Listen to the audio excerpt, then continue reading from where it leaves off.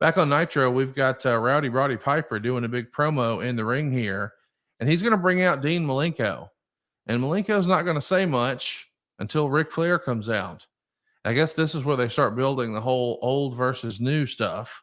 And Malenko is going to start talking about how people like Ric Flair need to step aside. And Meltzer would say, it's kind of funny seeing Piper agree with him. So after all that, Malenko walked out and Flair jumped Piper, but Piper made his comeback and beat Flair up. This is a year before the whole millionaires versus new blood angle. Do you remember this being a Hogan idea? This sort of younger talent versus older talent? Or is this just the way wrestling's always been? You're always getting the veteran talent to put over the younger talent. First of all, I mean, you made that comment in some previous Dave Meltzer category where this was like Hogan went to somebody to want to get a match with Kidman or whoever it was.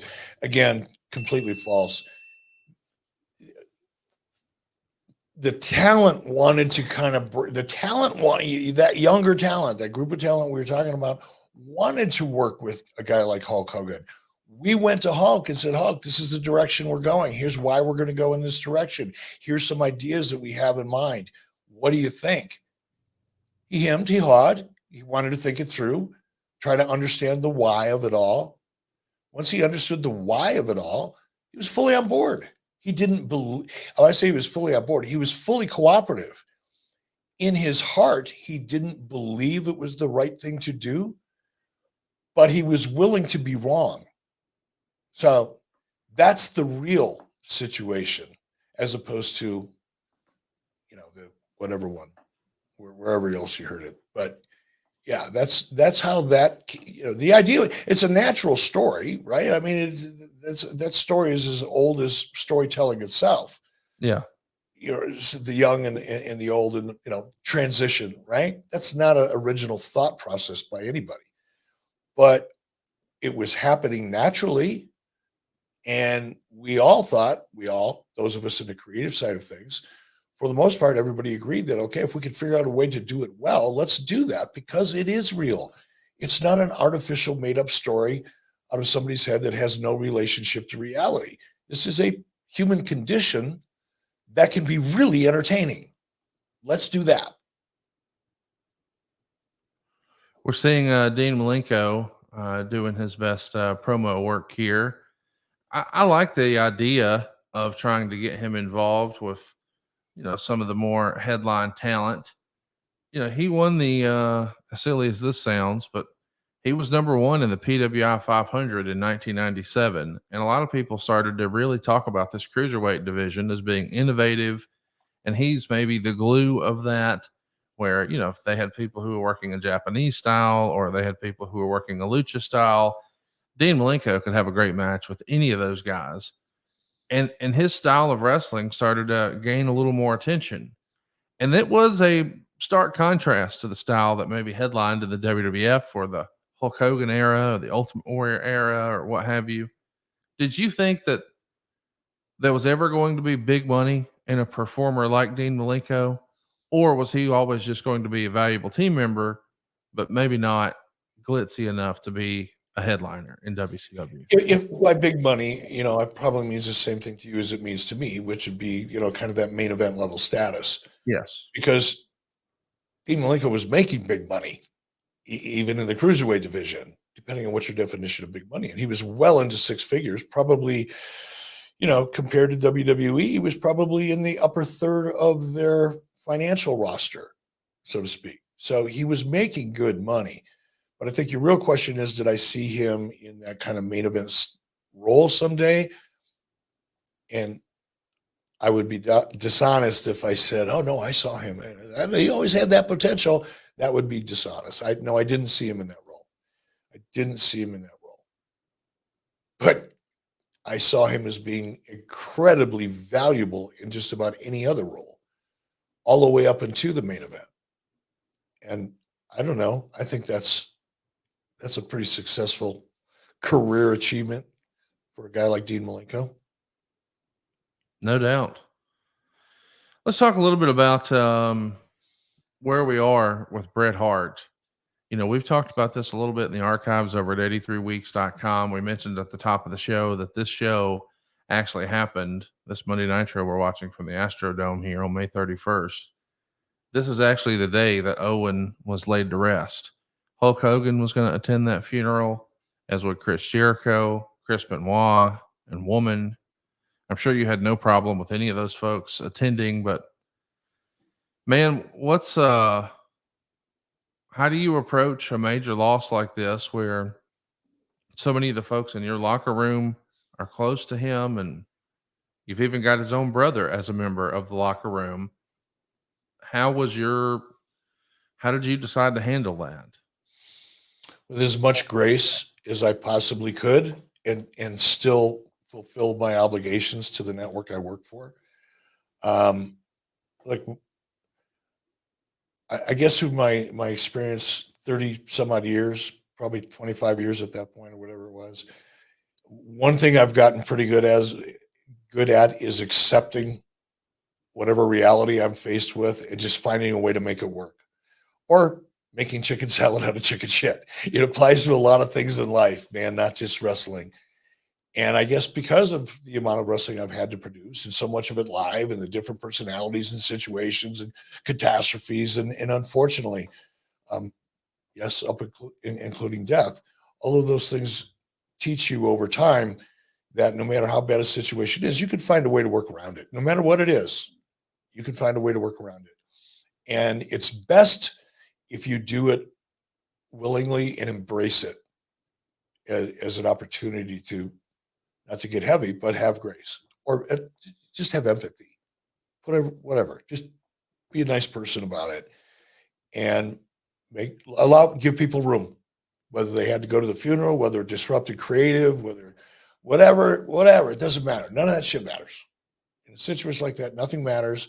Give people the time to get through it on their own, and then we'll pick it back up again. It's that. I know that there's no way for me to ask this without it feeling like we're trying to pile on somebody in particular. I'm not trying to do that. I am genuinely asking. Did WCW have any conversation at a corporate level, from an office level, however you want to call that, about what WCW would have done had a tragedy like what happened with Owen happened with WCW? Because at the time, the biggest discussion and debate was, should Vince have canceled the show and just called the show off? I think everybody, with the benefit of hindsight, has a different answer. You fortunately didn't have to make such a call, but did you have conversations about that after the fact, or Sure, no? sure. Many, many. I mean, I tried to, in order to check myself, I tried to really d- ask myself honestly, what would you have done? Because it could happen. I mean, that incident, is shocking and devastating and horrible as it was, and you may hope it will never happen again. But guess what happened with Mark Bagwell in WCW not too long ago, based on this point? Yeah. He turned out okay, but another half an inch either way, and he might not have walked away from that. So, because of the incident with Owen, and especially under the circumstances, live television, all that, um, I had to do an audit. He said, "Oh, what would you do, Eric?" And my honest answer to myself, I don't know if I articulated it to anybody else. Maybe I did. I I agreed with what Vince did. As cold as that sounds, I likely would have done the same thing. So yeah, debated that internally, talked about it with others, because I was really curious what I would do under those circumstances. So you feel like you would have done that? Are you saying I would have still done the show and carried on with the show based on the information that you think he had at the time? Or I'm just trying to add context, because I don't know. It's just hard for me to imagine you saying that you would have continued the show if you knew he had passed away. Well, again, I don't know what he knew, and we're all going to project and suggest we do know what he knew. When I say we all, not you and I, obviously, but I don't know. If I'm in the middle of the show, I see what I saw happen. I know there's a risk. Again, I don't know if Vince knew that Owen had passed or not. I don't know that. And I don't know that anybody else does either. But unless I knew, and even then, I'm not sure. It's hard for me now to put myself in that position again. It would have been devastating. I don't know if I'd have been capable of doing it, by the way. I don't know how I would have reacted under the pressure in terms of my ability to function and communicate and get everybody else on board, because now I'm not just making a decision to go on with the show. It's not just my decision.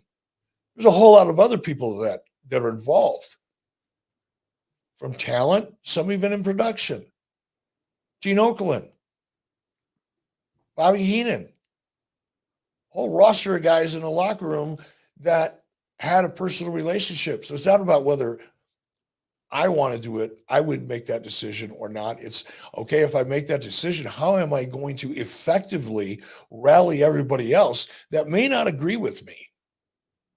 That's the decision, as much as is it the ethical or moral thing to do. That's one decision. The bigger decision is whether or not you're capable of doing the rest of it to execute. And I'd like to think I could pull it off, but I don't know. Back then, I don't know. I was a different person, different experiences, lack of the experience I have now when trying to think about what I do. I'm a different person now than I was then. So I'm not 100% sure. But based on what I knew at the time, I probably would have tried to continue the show. And here's why. For those of you who thought or would think that it was just a selfish, cold thing, I know what I would want as a talent. Absolutely. And that's all I got to work with. Everybody else has a different opinion. What would I want to happen? I honestly, without question, would want the show to go on, because that would be a sign of respect to me. Not everybody feels that way, but that's how I would feel. And that's all I got to work with in making a decision like that back then. It's all the tools I had.